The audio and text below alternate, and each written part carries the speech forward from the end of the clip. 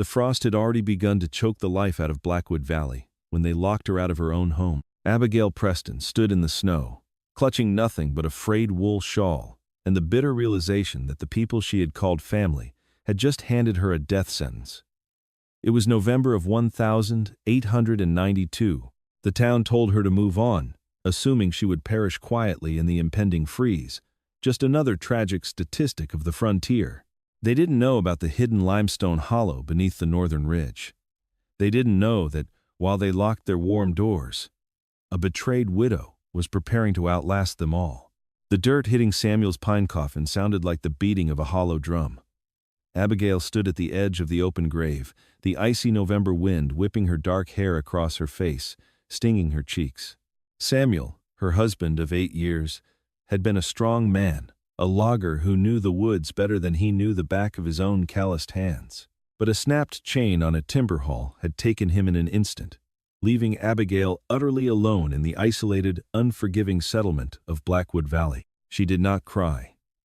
The shock of the tragedy had frozen her tears long before they could fall. But as the town's Reverend, Silas Miller, muttered the final prayers, Abigail caught the eye of Samuel's older brother, Thomas Preston. Thomas stood on the opposite side of the grave, his face arranged in a mask of practiced grief, but his dark eyes were calculating. He wasn't looking at the coffin, he was looking at Abigail, and beyond her, to the sprawling 50 acres of prime timberland that Samuel had proudly owned. The betrayal did not take long to manifest. 3 days after Samuel was put into the freezing earth, Abigail was sitting by the hearth in her cabin, staring into the dying embers, when the heavy oak door was shoved open. Thomas walked in, flanked by the town magistrate, a sweaty, nervous man named Arthur Pendleton. "You need to pack your things, Abigail," Thomas said, his voice devoid of any familial warmth. He didn't bother taking off his hat. Abigail slowly stood, drawing her shawl tighter around her shoulders. "What are you talking about, Thomas? This is my home." "Not anymore," Magistrate Pendleton squeaked, refusing to meet her eyes. He unrolled a piece of heavy parchment, stamped with the town's official seal.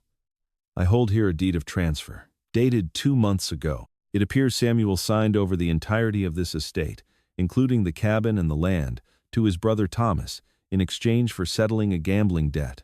"Samuel didn't gamble," Abigail said, her voice dropping to a dangerous, quiet register. "He hated cards.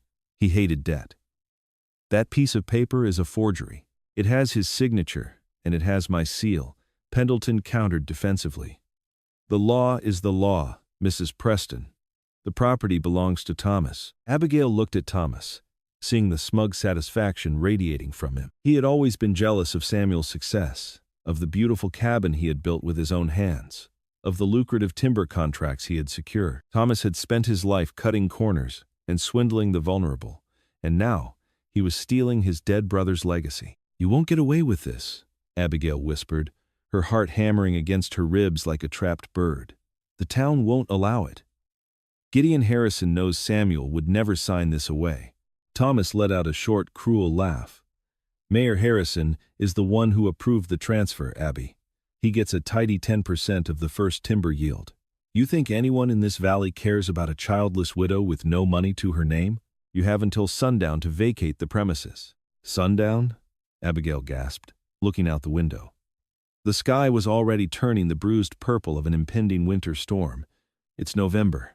The ground is freezing. Where am I supposed to go?" "That sounds like a personal burden," Thomas replied, stepping forward and beginning to casually inspect the silver candlesticks on the mantel, Abigail's wedding gift from her mother. "You can take the clothes on your back, and whatever fits in a single satchel. Leave the winter coats. My wife has been eyeing them." Panic, cold and sharp, finally pierced Abigail's shock. She ran to the magistrate, grabbing his sleeve. "Arthur, please. You know this is a death sentence. The nearest town is 40 miles away, through the mountain pass. The snows are starting. I will freeze to death." Pendleton gently but firmly detached her hand. "I suggest you start walking, Abigail. May God be with you." By 5 o'clock that evening, the temperature had plummeted to a bone-chilling 10 degrees. Abigail stood at the edge of the property line, a small canvas bag slung over her shoulder. Inside were 2 pairs of wool socks, a hunting knife that belonged to Samuel, a flint and steel, a small tin of matches, and a half-loaf of stale bread. That was all Thomas had allowed her to take. He had even barred her from taking the heavy winter blankets. She watched as Thomas locked the heavy iron padlock on the front gate. He didn't look back at her as he walked toward his own horse, leaving her standing in the gathering dark. The wind began to howl, a low, mournful sound that echoed through the pines. Abigail looked down the dirt road leading out of Blackwood Valley. It was a long, winding stretch of nothingness, swallowed by shadows and the promise of a brutal winter. She knew, with absolute certainty, that if she walked down that road, she would be dead before morning. Thomas knew it too.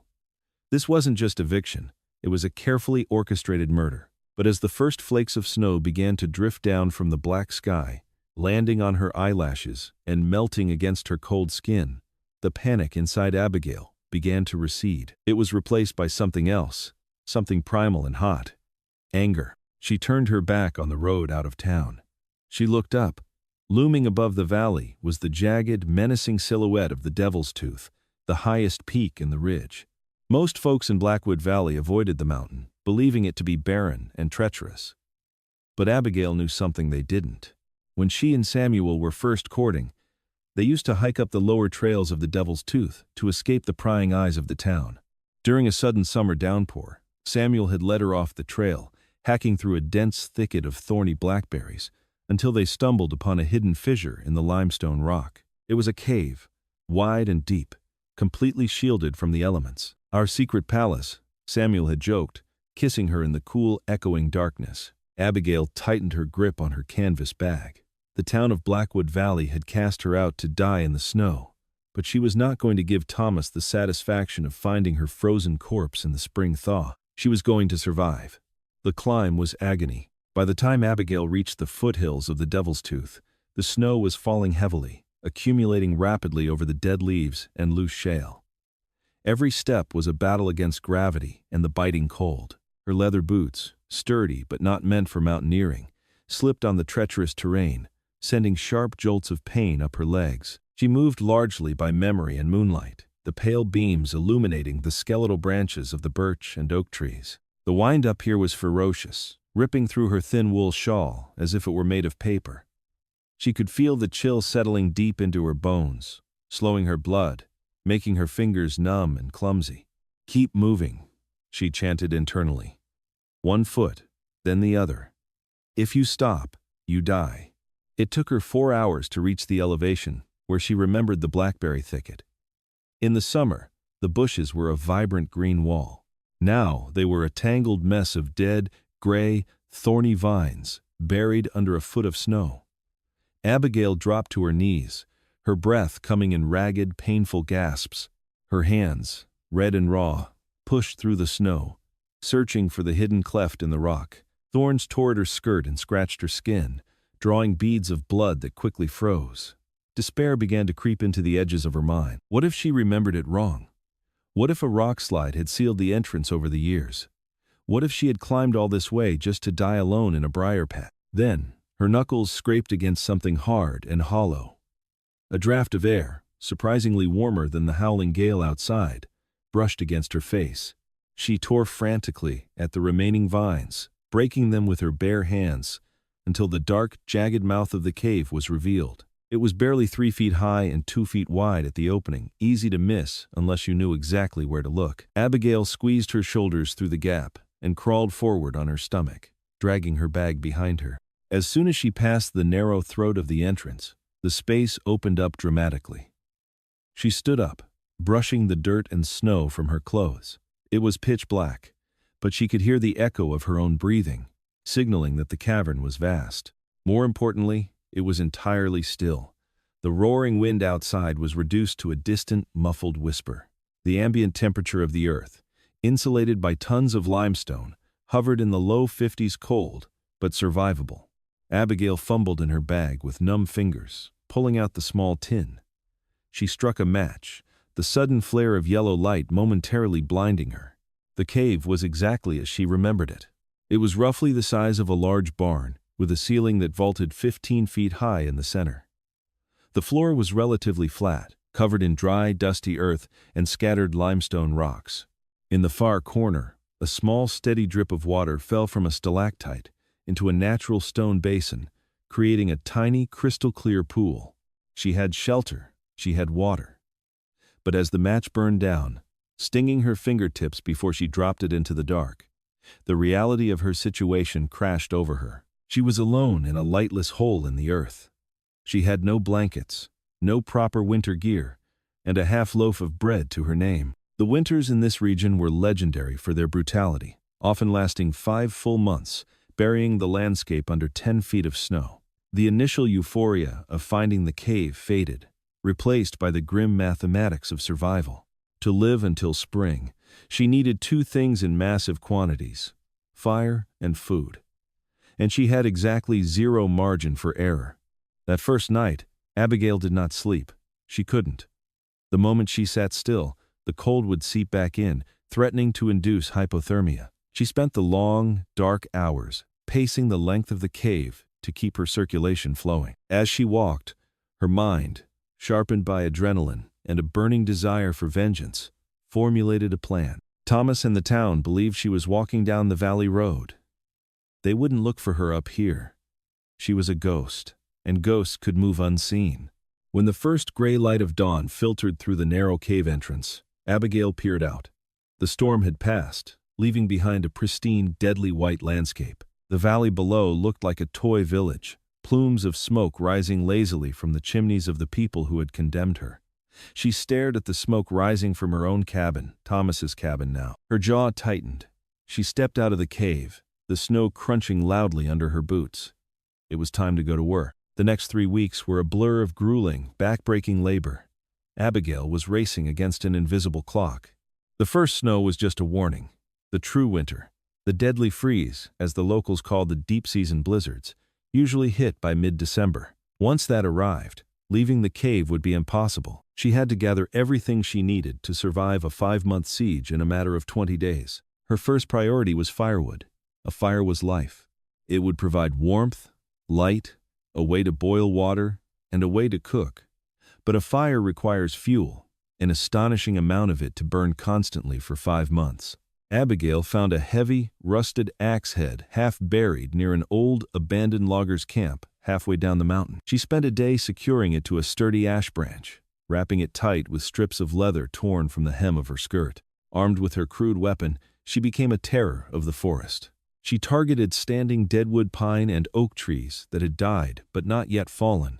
They were drier and would burn cleaner with less smoke. Every day, from sunrise to sunset, she swung the axe until her hands were a mass of blistered, bleeding calluses, and her shoulders screamed in agony. She chopped the wood into manageable logs, tied them into heavy bundles using vines, and dragged them up the steep, treacherous slope to her cave. It was a Sisyphean task.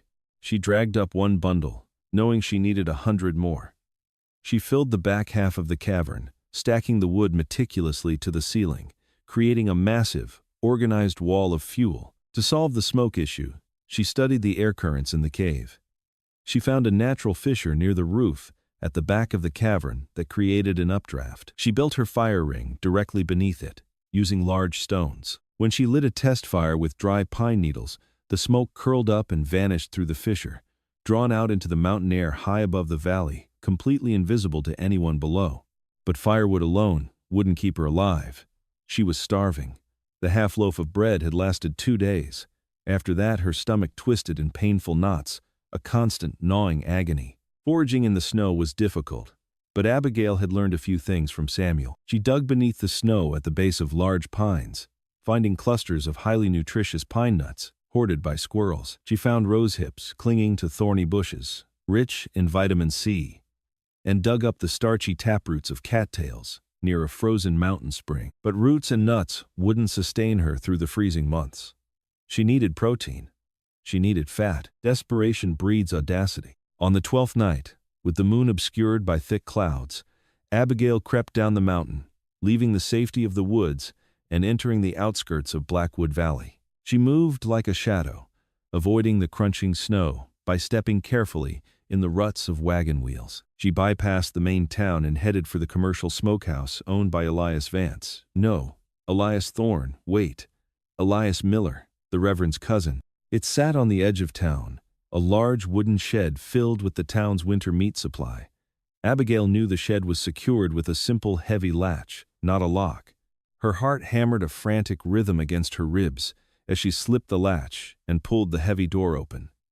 The smell of cured meat hit her like a physical blow, making her mouth water violently. Slabs of salted pork, strings of smoked sausages, and whole cured hams hung from the rafters. This meat belonged to the men who had watched her be thrown into the snow. It belonged to the people who had stolen her husband's land. She didn't feel a shred of guilt.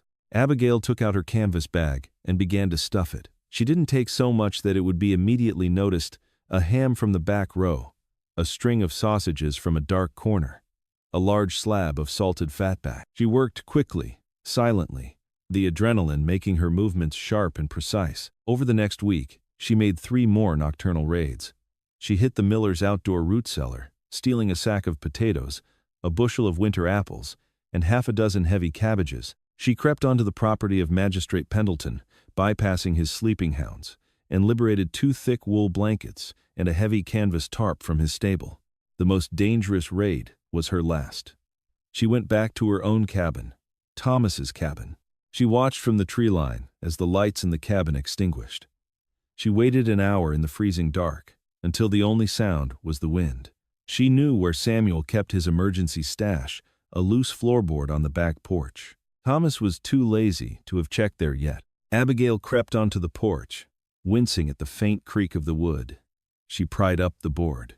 Inside was a heavy iron Dutch oven, a large sack of dried beans, a tin of coffee, and most importantly, Samuel's hunting rifle wrapped in oiled cloth, along with a box of ammunition. As she lifted the heavy items, she heard a sound that made her blood turn to ice. A floorboard creaked inside the house.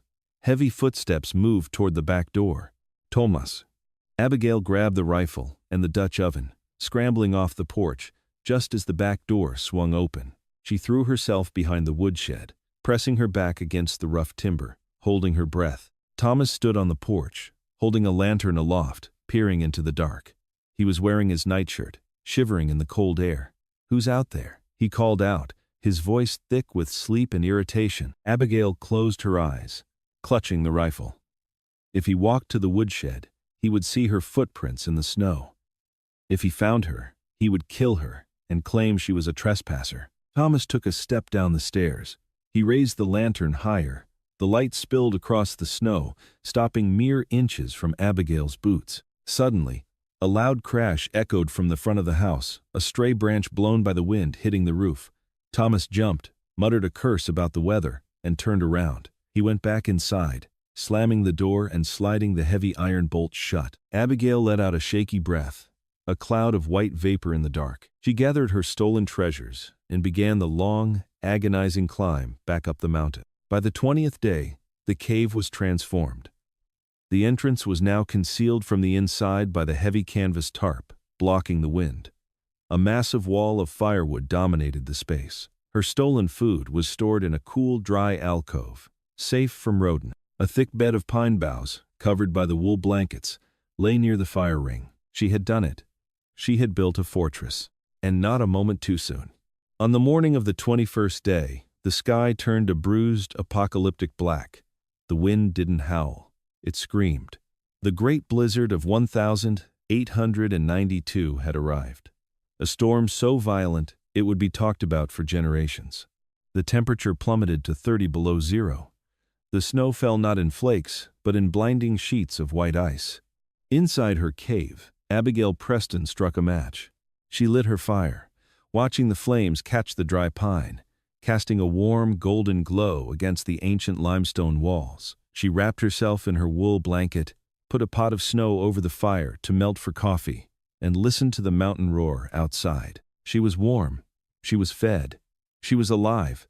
Now all she had to do was wait for the spring, and wait for the town of Blackwood Valley to realize exactly who they had cast out into the cold. Time in the hollow lost its shape. Outside, the great blizzard of 1892 raged not for days, but for weeks, transforming the world into a shrieking, impenetrable wall of white. Inside the cave, Abigail tracked the passage of time by carving notches into the soft limestone wall with Samuel's hunting knife. By the time she carved the 42nd notch, it was mid-December.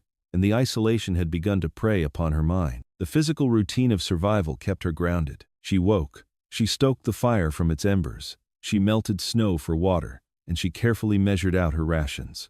Breakfast was a handful of roasted pine nuts and half a potato baked in the ashes. Dinner was a thin stew of dried beans and a sliver of salted pork. The stolen food was lasting, but the constant, biting cold forced her body to burn calories at an alarming rate. Despite her hoard, she could feel her cheekbones hollowing out and her clothes growing loose, but it was the silence beneath the roaring wind that was truly maddening. To combat the crushing weight of the solitude, Abigail began to map her subterranean prison. With a blazing pine branch held aloft as a torch, she ventured deeper into the rear of the cavern, beyond the natural draft that sucked her fire's smoke up into the mountain. The air back here was noticeably cooler, smelling of damp earth and ancient minerals. The ceiling dipped, forcing her to crouch as she squeezed through a narrow, jagged corridor of rock. She almost turned back when the corridor opened into a secondary chamber, smaller and drier than the main cavern. As she swept the torchlight across the uneven floor, the flickering orange flames danced across something completely unnatural in the subterranean wilderness. A rusted iron buckle. Abigail froze, her heart leaping into her throat. She lowered the torch. Sitting against the far wall, partially buried beneath decades of accumulated dust and small rockfalls, was a heavy, brass-bound wooden chest and a decaying leather satchel. She approached cautiously, as if the objects might suddenly spring to life. Kneeling in the dirt, she brushed the debris off the chest. It was locked, but the heavy padlock was eaten through with orange rust. A few sharp blows with a heavy piece of limestone shattered the weakened metal, and she pried the heavy lid open with a loud, protesting creak. The scent of cedar and old leather wafted up. Inside lay the forgotten legacy of a man long gone. Lifting the items out one by one, Abigail felt a surge of pure, desperate joy. There was a massive, perfectly preserved black bearskin cloak, its thick fur lined with heavy wool. Beneath that lay 3 heavy glass bottles of high-proof rye whiskey, sealed tight with wax. At the bottom rested a small, oiled canvas roll containing a pristine steel skinning knife, a sharpening stone, and a thick, leather-bound journal. Taking her newfound treasures back to the warmth of her fire, Abigail opened the journal. The ink was faded, the handwriting jagged. It belonged to a man named Jedediah Ross, an independent fur trapper. The final entry was dated November 12, 1854. Ross had written about a sudden, violent freeze that had trapped him in the cave with a broken leg. He had written of his impending death with a stoic, terrifying calm, noting that he would try to crawl down the mountain one last time to seek help. He had obviously never returned for his gear. Abigail draped the heavy bearskin cloak over her shoulders. The instant, enveloping warmth it provided brought tears to her eyes, the first tears she had shed since Samuel's funeral. Jedediah Ross had died on this mountain, but his final resting place had just given her the very tools she needed to ensure she would not share his fate. The whiskey could clean wounds and ignite damp kindling. The cloak would stave off the deep winter hypothermia. The knife would preserve the edge of her axe. As she sat by the fire, wrapped in the thick fur, Abigail looked at the 42 notches on the wall. She was no longer just a cast-out widow clinging to life. She was the master of the hollow, and when the snow finally melted, Blackwood Valley would face a very different woman than the one they had left to freeze. The 58th notch, mid-January. The temper of the mountain finally broke. For the first time in nearly 2 months, Abigail woke to absolute stunning silence. The screaming wind had ceased. She crawled out from beneath the bearskin cloak and moved to the heavy canvas tarp blocking the entrance. Pushing it aside, she flinched as the blinding, brilliant light of a clear winter sun reflected off the pristine snow. The world outside was unrecognizable. The trees were entombed in ice, their branches bowing under the immense weight. The snowdrifts were easily 10 feet high, completely burying the familiar landscape.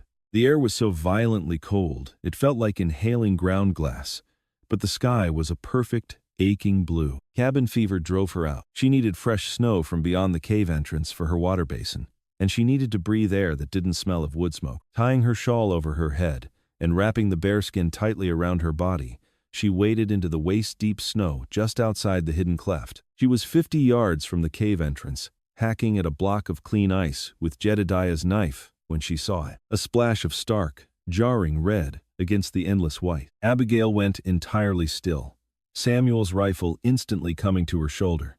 She scanned the tree line, her breath pluming in the frigid air.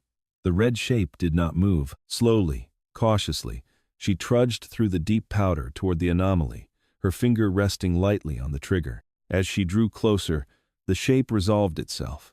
It wasn't an animal, it was a person.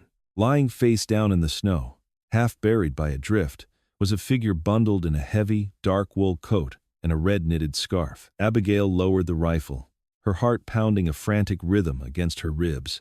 She recognized that scarf. She had seen it on the streets of Blackwood Valley. She grabbed the figure's shoulder and heaved him over onto his back. It was William Pendleton, the 19-year-old son of Arthur Pendleton, the very magistrate who had signed her death warrant and handed her home to Thomas Preston. William's face was the color of skim milk, his lips tinged a terrifying shade of blue. Ice clung to his eyelashes, and his breath was so shallow it barely moved his chest. He was in the final, lethal stages of profound hypothermia. He must have gotten lost, trying to cross the ridge, caught in the tail end of the storm.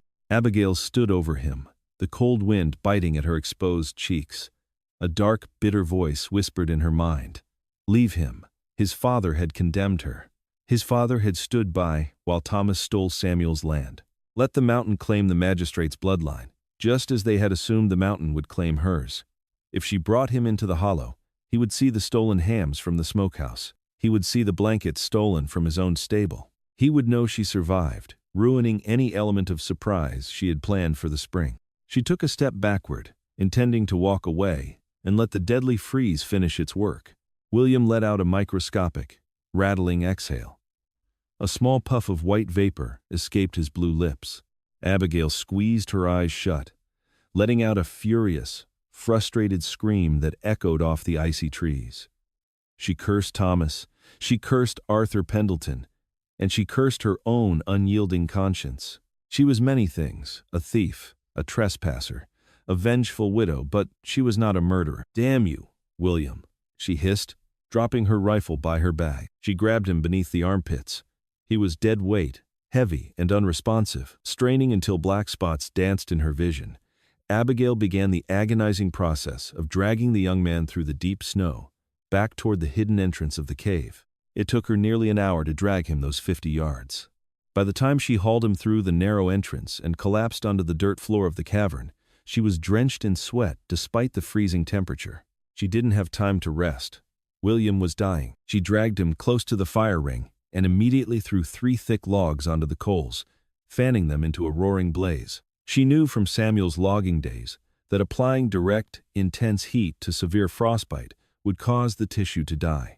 He had to be warmed slowly. With frantic, numb fingers, she stripped William of his frozen, snow-caked coat, his boots, and his stiff outer trousers. She wrapped him tightly in Magistrate Pendleton's stolen wool blankets, sandwiching the heavy bearskin cloak over the top. She heated a small pot of water, uncorked one of Jedediah Ross's antique whiskey bottles, and poured a generous measure into the hot water. Prying William's rigid jaw open, she carefully trickled the warm, alcoholic mixture down his throat, massaging his neck to force the swallowing reflex.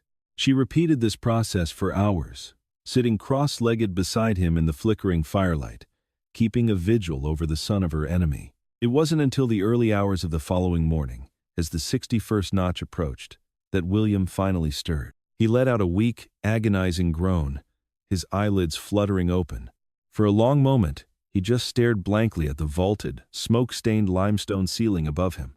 Then, he slowly turned his head. His eyes widened in absolute shock. He looked at the roaring fire, the massive wall of perfectly stacked firewood, the stolen hams hanging from a rock outcropping, and finally, at the woman sitting quietly beside him, whittling a stick with a hunting knife. "Mrs. Preston?" William croaked, his voice barely a whisper, trembling with confusion and terror. "But," my father said, "Thomas said you went down the valley road. You're dead." Abigail stopped whittling. She looked at the boy, her dark eyes reflecting the dancing flames, her face hardened by 2 months of brutal survival. "I suggest you drink this, William," she said coldly, handing him a tin cup of hot pine needle tea.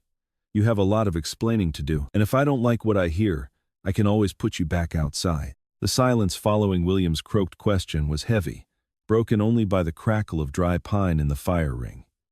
Abigail did not immediately answer. She finished whittling the end of the stick, a sharp, deadly point taking shape under the blade of Jedediah's knife. "Dead is exactly what I am supposed to be," Abigail finally said, her voice devoid of any warmth. "Your father and Thomas saw to that.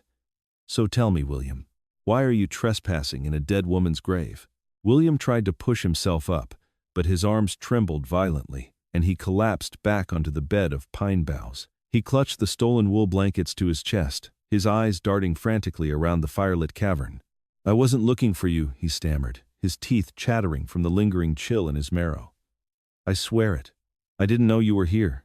"Then what are you doing on the Devil's Tooth in the middle of a killer freeze?" she demanded, stepping closer. The heavy black bearskin draped over her shoulders made her look immense, feral, a spirit of the mountain itself. William swallowed hard, his gaze dropping to the dirt floor. "I ran away." Abigail let out a short, cynical laugh. "The magistrate's son? Heir to the largest stone house in Blackwood Valley? You ran away into a blizzard?" "I had a fight with my father," William said, his voice gaining a fraction of strength, fueled by a sudden spike of anger. "About you. About Samuel." He looked up, his pale blue eyes meeting hers. "I found a letter on his desk 2 days ago. It was from the Central Pacific Railroad Company." Abigail froze, the knife in her hand stilled. "Railroad? They're pushing a new spur through the mountains," William explained, shivering. "They need a path, and they need timber for the ties. The only valley pass that can support the grade of the tracks goes straight through Samuel's 50 acres. The missing pieces of the puzzle slammed into place with sickening clarity. Abigail felt the blood drain from her face.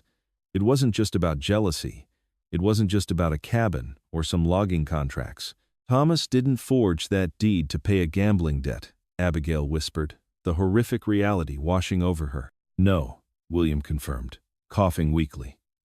"The railroad is offering $10,000 for the right-of-way and the initial timber clear, a fortune. But Samuel had already turned them down last year. He told them the clear-cutting would destroy the watershed. My father knew that. Thomas knew that. So when Samuel died, they stole it," Abigail finished, her knuckles turning white around the handle of the knife. "Mayor Harrison, your father, and Thomas, they forged the deed to get me off the land before the railroad surveyors arrived in the spring. My father gets a 20% cut of the railroad money," William admitted, shame flushing his pale cheeks. "When I confronted him about the letter, he slapped me. He told me it was the way the world worked, that the town needed the industry. He locked me in my room. I climbed out the window. I was trying to hike over the ridge to the county seat in Red Creek to tell the federal marshal, but the storm caught me." Abigail stared at the boy. He was naive, foolish, and incredibly lucky to be breathing. But he was also the only person in Blackwood Valley who had tried to do the right thing. "You're a fool, William," Abigail said, turning back to the fire and setting the sharpened stick aside. "The marshal in Red Creek answers to Mayor Harrison's pocketbook. You would have walked 40 miles just to be thrown in a cell, assuming the snow didn't kill you first." "I had to do something," William protested weakly. Then he looked up at the ceiling, pointing a trembling finger at the rows of cured meats hanging from the rock outcropping. Are those Elias Miller's hams?" "They are," Abigail said evenly. "And those blankets," William traced the embroidered P on the wool. "These are from my father's stables. You're the phantom. The whole town is in a panic. They think a band of outlaws is raiding the storehouses in the dead of night." "Let them think what they want," Abigail said, picking up the tin cup and offering it to him again. "Drink the tea. It will stave off the frostbite." William took the cup with shaking hands. "What are you going to do with me?" Abigail looked at the 61 notches carved into the wall. Then she looked at her dwindling supply of food. Adding a 19-year-old boy to the equation changed the grim mathematics of her survival. She had gathered enough calories to keep her alive until the thaw. Splitting it meant they both might starve before April. "I haven't decided," she answered truthfully. "But for now, you are going to rest. And when you are strong enough to stand, you are going to earn your keep. Because down in the valley, I was a widow. But up here, I am the law. And the law says those who don't work, don't eat. Over the next 3 weeks, the dynamic in the hollow shifted drastically. William's recovery was slow and agonizing. The frostbite had claimed the very tip of his left pinky toe, which Abigail had to carefully amputate and cauterize using a heated iron rod and Jedediah's whiskey to prevent gangrene, a horrific, screaming ordeal that bound them together in shared trauma. Once the fever broke, William proved his worth. He was young and terrified, but he possessed a desperate desire to live. Under Abigail's strict instruction, he took over the exhausting daily chores. He hacked the ice outside for their water supply. He meticulously maintained the fire, learning the precise balance of draft and fuel so they didn't smoke themselves out. The rations were cut drastically. Breakfast became a quarter of a potato in hot water. Dinner was a sliver of fatback boiled with a few dried beans. They were both perpetually hungry, their bodies slowly consuming their own fat reserves. Yet, in the suffocating darkness of the cavern, an unlikely alliance forged. William told her about the town's shifting politics, about Thomas's growing paranoia over the missing supplies, and the railroad men who were expected as soon as the mountain pass cleared. In return, Abigail taught him the brutal, unforgiving rules of the mountain. She taught him how to read the tension of the wood before striking it with an axe, how to listen to the shifting ice, and how to stay perfectly still when the mountain lions screamed on the ridges above them. By the time Abigail carved the 84th notch late February, they were no longer captor and captive. They were a pack of two, surviving in a frozen wasteland, waiting for the ice to melt so they could claim their vengeance. But the mountain was not done testing them. The thaw always brings its own kind of terror. It was the 89th day. The brutal sub-zero temperatures had begun to fluctuate. During the day, the sun would beat down on the Devil's Tooth, melting the top layer of the 10-foot snowdrifts. At night, the temperature would plunge back below zero, expanding the freshly melted water into jagged veins of ice that wedged into the microscopic cracks of the limestone mountain. Abigail was sitting near the fire, painstakingly patching a tear in William's coat with a needle carved from a sliver of bone and thread pulled from the canvas tarp. William was at the back of the cavern, hauling a bundle of their diminishing firewood toward the hearth. "We have maybe 3 weeks of solid wood left," William called out, his voice echoing off the vaulted ceiling. He was thinner now, his cheekbones sharp, but there was a hardened resilience in his posture that hadn't been there a month ago. "If the snows don't clear by late March, we're going to be burning the bear pelt just to keep our blood moving." "The snows will clear," Abigail replied without looking up. "The days are getting longer. The sap will start running in the maples soon." She never finished the thought. It started as a low, vibrating hum, a sound felt in the teeth before it registered in the ears. The ground beneath Abigail's boots shivered violently. "Earthquake?" William yelled, dropping the bundle of wood. "No," Abigail screamed, throwing the coat aside and lunging toward the center of the cavern. "The ice is shifting. Get away from the walls." A sound like a cannon shot detonated through the hollow. The freeze-thaw cycle had finally found a critical weakness in the ancient stone. High above them, near the natural fissure that served as their chimney, the ceiling fractured. A shower of blinding white dust exploded into the cavern, followed instantly by a terrifying, deafening roar. A massive slab of limestone, the size of a wagon, tore free from the roof. It plummeted downward, missing the fire ring by mere feet, and smashed violently into the rear wall of their firewood supply. The impact threw Abigail to the ground. The shockwave blew the fire out completely, plunging the cavern into sudden, suffocating darkness, save for the faint, gray light bleeding through the canvas-draped entrance. "William!" Abigail shrieked, coughing violently as the thick limestone dust coated her lung. "I'm here." His voice came from the back of the cave, choked and panicked. "I'm okay. It missed me." Abigail scrambled to her feet, wiping the grit from her eyes. She fumbled blindly in her pocket for the tin of matches. Her hands were shaking so badly she dropped two before finally striking one against the tin. The small, yellow flare illuminated a scene of absolute disaster. The fallen slab had crushed nearly a third of their remaining wood into splintered kindling. But that wasn't the catastrophe. "The draft," Abigail whispered, horror turning her blood to ice. The giant rock had collapsed directly beneath the natural fissure in the ceiling. The rockfall and the resulting debris had completely sealed the chimney. "We have to relight the fire," William said, coughing as he stumbled out of the dust cloud, his face painted white with limestone powder.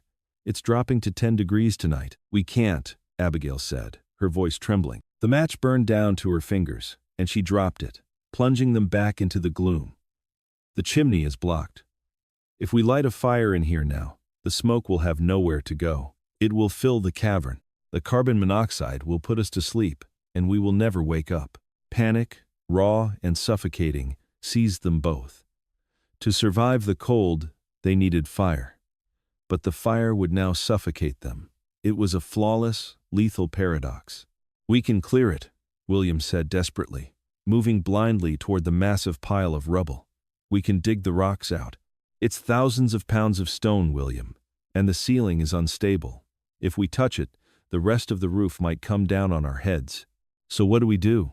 William yelled, his voice cracking with hysteria. "Just sit here in the dark and freeze to death? After everything?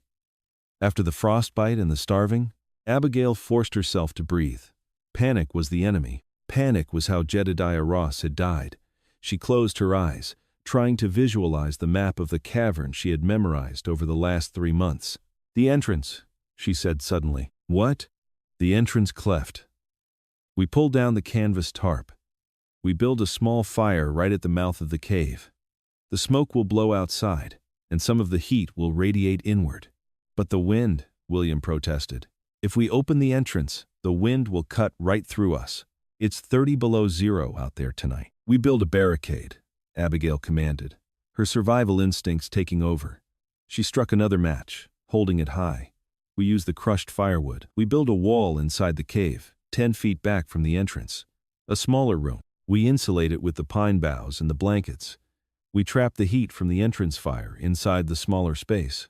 It was a desperate, monumental task, and they were already exhausted. But the alternative was death. For the next 6 hours, they worked like demons in the freezing dark, guided only by the meager light of the open cave entrance.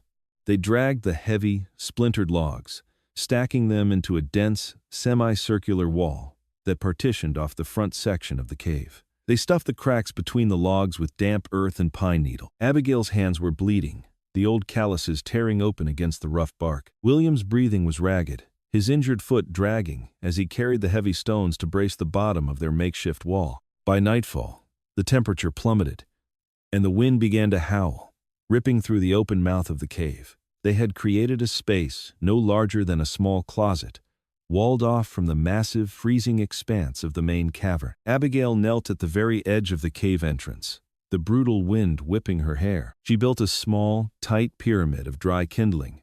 Shielding it with her body, she struck a match. The flame caught. The wind immediately grabbed the smoke and tore it out into the night sky, while a fraction of the heat blew back into their tiny, enclosed barricade. She crawled back behind their wall, pulling the heavy bearskin cloak over herself and William. They huddled together against the stone wall, their bodies pressed tight to share body heat. The small fire at the entrance provided just enough warmth to keep the air inside their enclosure above freezing. But it was a miserable, shivering existence. "We can't live like this for long," William whispered through chattering teeth. "The wood won't last. That fire is burning too fast in the wind." "It doesn't have to last long," Abigail said, staring through a crack in the logs at the flickering orange light dancing against the snow outside. Her voice was no longer that of a frightened widow. It was hard, calculated, and dangerous. "What do you mean?" William asked. "The thaw is starting," Abigail said, her eyes narrowing. "The ice broke today. In a week, the valley roads will be soft enough for horses, and the railroad surveyors will be coming for Samuel's land." She turned to look at William in the dark. "We aren't going to wait for them to find us. As soon as the snow breaks, we are going down this mountain, and we are going to take back exactly what they stole from us." The mountain wept as the deep freeze finally broke. By the second week of March, the 10-foot snowdrifts began to slump and shrink, turning the steep slopes of the Devil's Tooth into a treacherous, muddy slide of slush and exposed shale. Inside the barricaded entrance of the cave, Abigail and William listened to the constant, rushing roar of the runoff streams, carving their way down into Blackwood Valley. They were starving. Their rations had run out 3 days prior.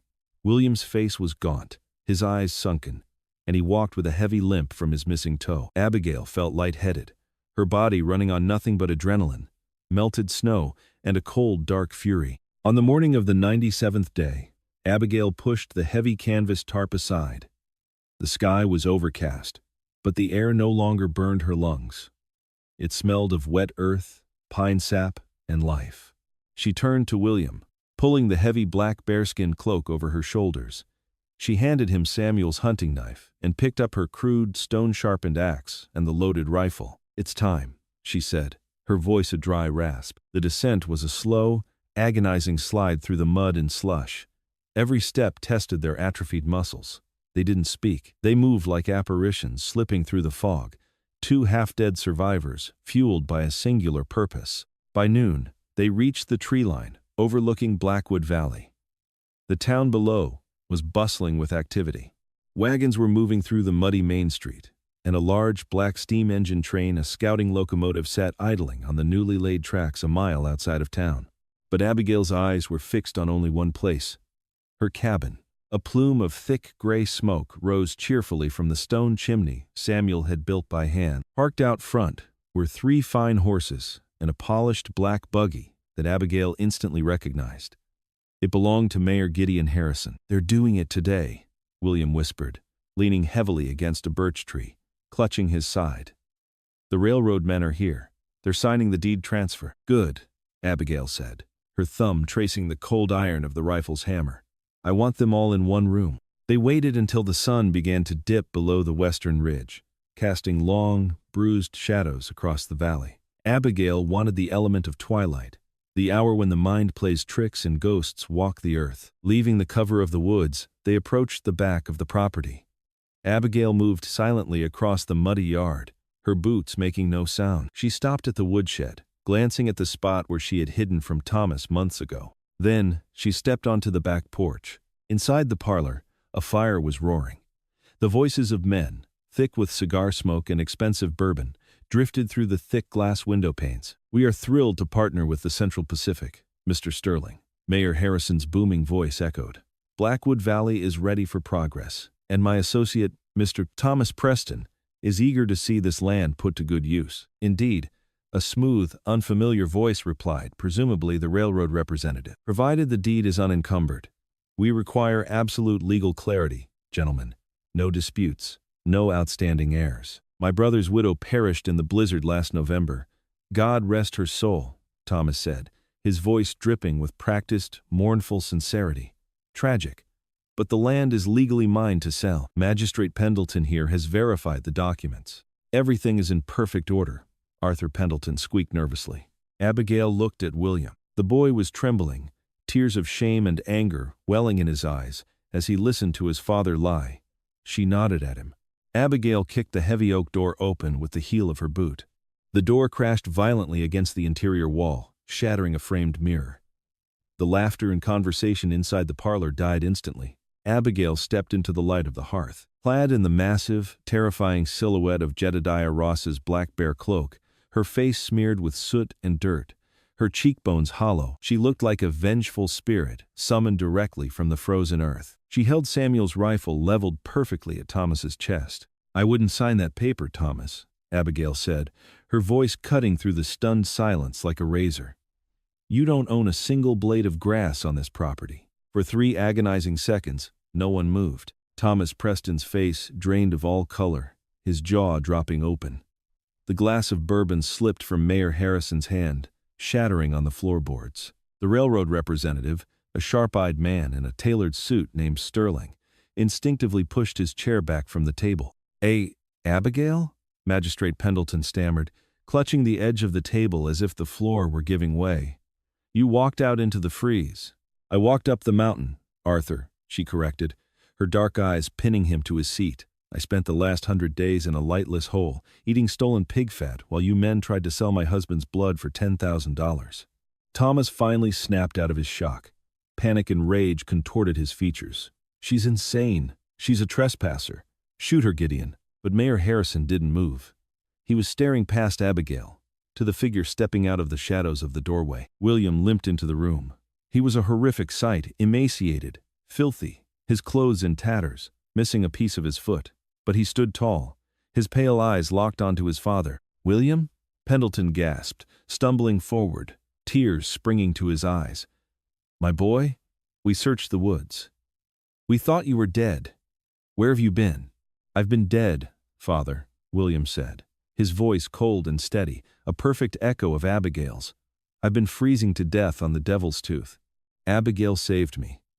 She amputated my frostbitten toe while you sat by this fire and counted your blood money."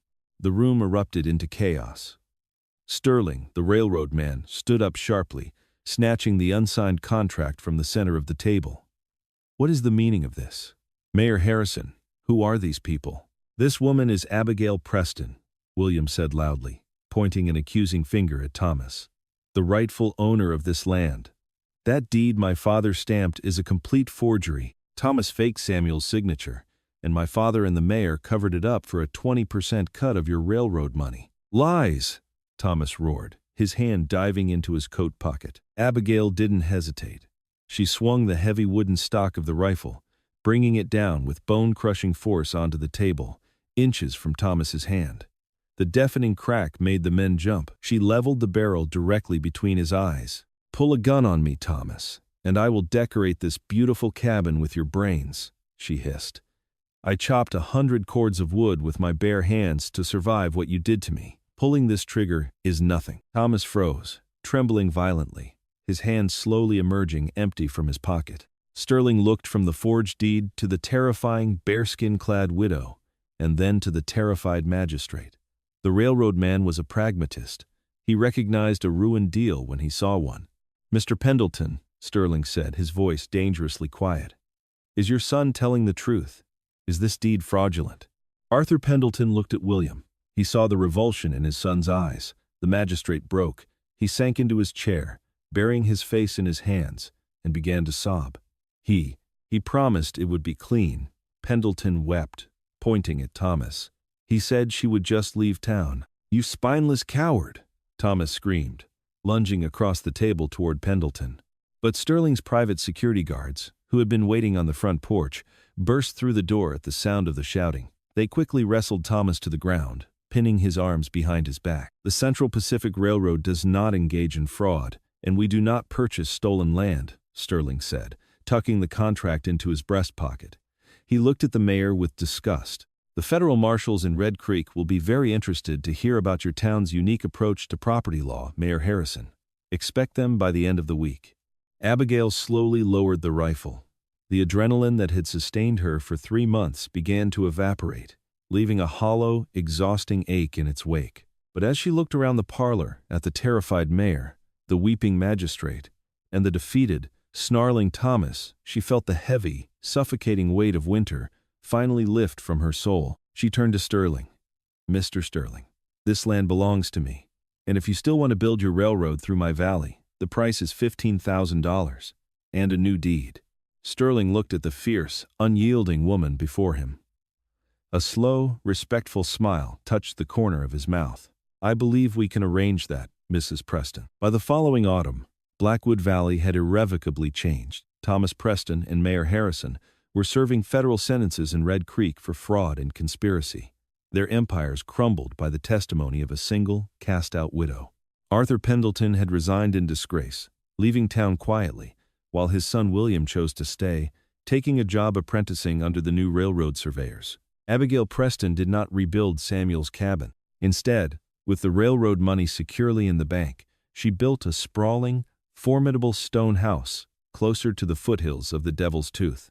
She became a pillar of the rapidly growing town, a woman spoken of in hushed, reverent tones. They called her the ghost of the mountain, the woman who conquered the deadly freeze. But she never forgot what saved her. Every November, before the first snow fell, Abigail would hike up the jagged ridge, past the thorny blackberries, to leave a bottle of rye whiskey by a hidden cleft in the rock, a silent tribute to a dead trapper and the hollow that had given her the fire to live.